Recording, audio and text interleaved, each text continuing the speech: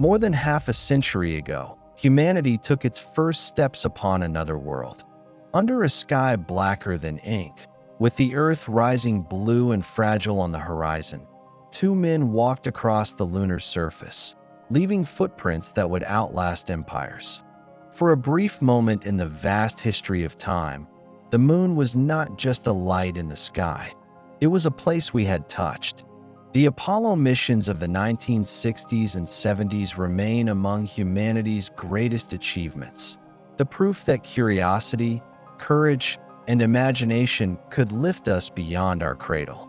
But when Apollo 17's ascent module lifted off in December of 1972, carrying Gene Cernan and Harrison Schmitt home, something quietly ended. The dust settled. The stars fell silent.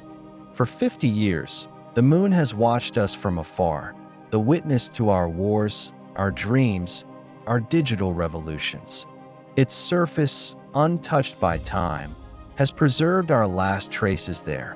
6 landing sites, a handful of flags, and a promise unfinished. But promises have a way of waiting. Today, that promise stirs again. Humanity is going back. Not in competition, not for conquest, but for continuity, for knowledge, for the future, and for the next step in a journey that began when we first looked up and wondered.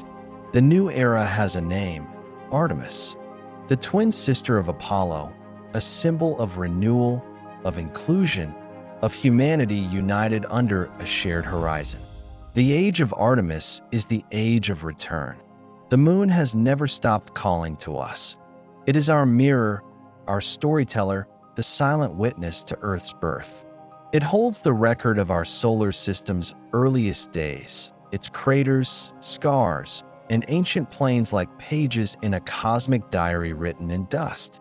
And now, after decades of distance, we have the tools to return, stronger, wiser, and more determined than ever.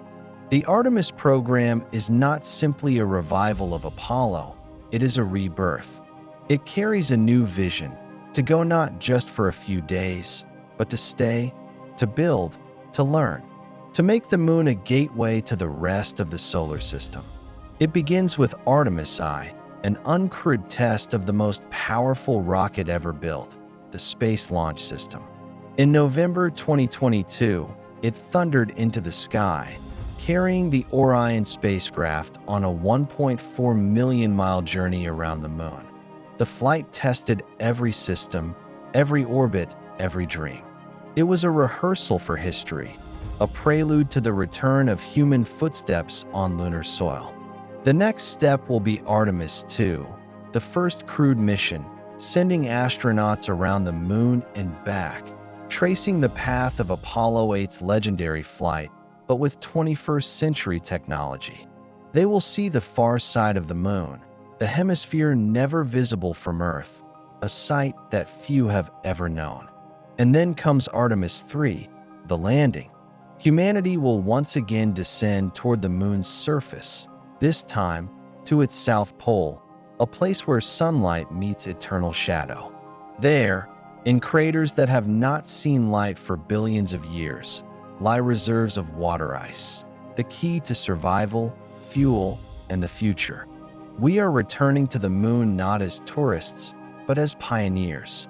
Every mission, every orbit, every heartbeat of the Artemis program depends on a symphony of technology, machines born from decades of learning, failure, and persistence.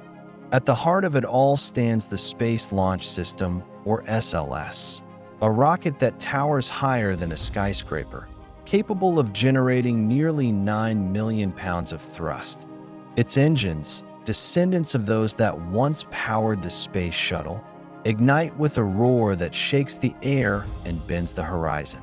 It is the bridge between Earth and destiny. Riding atop is Orion, a spacecraft built for deep space, carrying astronauts farther than any human-rated vehicle since Apollo. Inside its protective shell, Orion houses life support systems, radiation shielding, and a digital cockpit that marries resilience with precision. But no mission is achieved alone. Around the world, Thousands of engineers, scientists, and dreamers contribute to Artemis, from the European Space Agency's service module that powers Orion, to private companies developing new landers and habitats. Among them, SpaceX's Starship human landing system, a massive vehicle designed to ferry astronauts from lunar orbit down to the surface and back.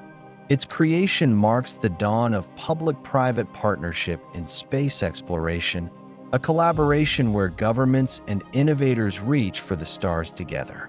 And orbiting the moon itself will be Gateway, a small space station that will serve as a staging point for missions deeper into space. It will be humanity's first permanent outpost beyond Earth's orbit, a lighthouse between worlds.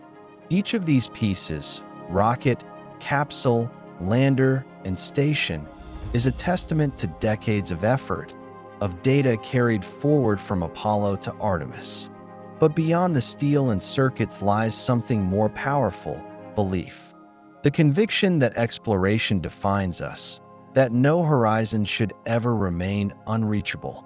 When the next astronauts step onto the moon, the moment will echo across generations. But this time, the faces behind the visors will reflect all of humanity. Artemis will send the first woman and the first person of color to the moon, a milestone that transcends nations and speaks to the universality of exploration. This is not a race between rivals. It is a bridge between eras, between what was once done in the name of competition and what is now done in the name of unity. The lunar South Pole, where Artemis 3 will land, is unlike any place Apollo ever visited.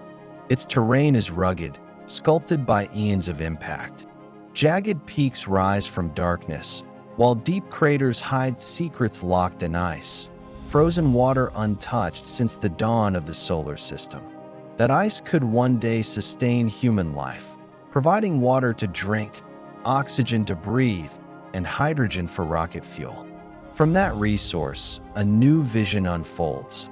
A moon not just as a destination, but as a frontier, a place to live, to build, to learn how to go further. Robotic precursors are already paving the way. The Viper rover, set to explore the lunar surface, will map water deposits and study the chemistry of this alien soil.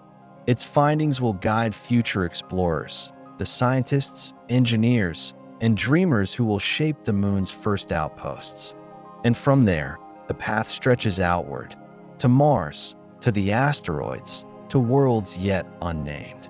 The moon is our training ground for the infinite. When we return, it will not be to plant a flag and leave, but to begin, to build a presence that endures, to lay the foundations of humanity's expansion into the solar system. Each footprint will not just mark a step taken, but a promise kept. That exploration belongs to everyone. For 50 years, the moon has waited, patient, silent, eternal. It has seen civilizations rise and fall, watched lights bloom across the continents below, and waited for the day when the sound of human voices would once again echo across its surface. Now, that silence is about to be broken. Engines will roar again, shadows will stretch, dust will rise. And in that moment, as the first Artemis astronauts gaze up at the distant Earth hanging in the blackness above them, they will see more than home. They will see history repeating in a new key. Artemis is more than a mission. It is a message that humanity is still curious, still courageous, still willing to reach for the impossible. It is a bridge between past and future, between Apollo's legacy and the worlds yet to come. Every rivet, every calculation, every launch window is built upon a question older than civilization itself. What's out there? And within that question lies our truest nature. The journey to the moon was never about escape. It was about return. To return to wonder. To return to the courage that defines us. To return to the understanding that exploration is not luxury, but destiny. As the sun rises over the lunar horizon and the stars shimmer above the silence, The Artemis generation will stand where the Apollo generation once did, on the edge of the known, staring into the endless.